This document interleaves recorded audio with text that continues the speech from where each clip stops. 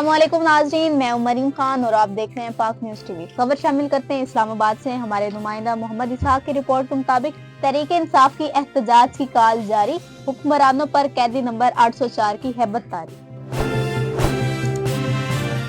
D चौक समेत red zone का पूरा इलाका सील कर दिया गया। शहर के दाखिली रास्ते बंद, अटक पुल जीटी रोड को ट्रक लगाकर बंद कर दिया गया। पिशावर और सवाबी के मोटरवे बंद कर दिए गए। लाहौर के दाखिली और खारजी रास्ते बंद है। जीपीओ चौक पर पुलिस की भारी नफरी मौजूद है।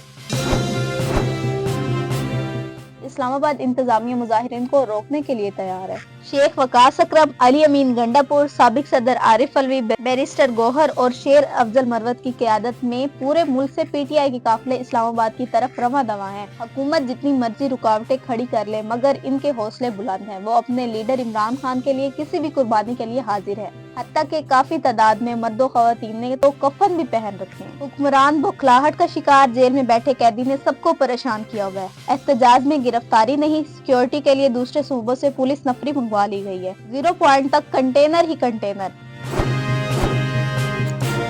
पंजाब मुख्तलिफ इलाकों में इंटरनेट फोन सर्विस बंद, बाज मुकामात पर पुलिस और अवाम में झड़पें और शेलिंग। पूरे मुल्क में ट्रैफिक का निजाम दरहम बरहम। शहरियों को बहुत सी तकलीफ का सामना दरपेश है।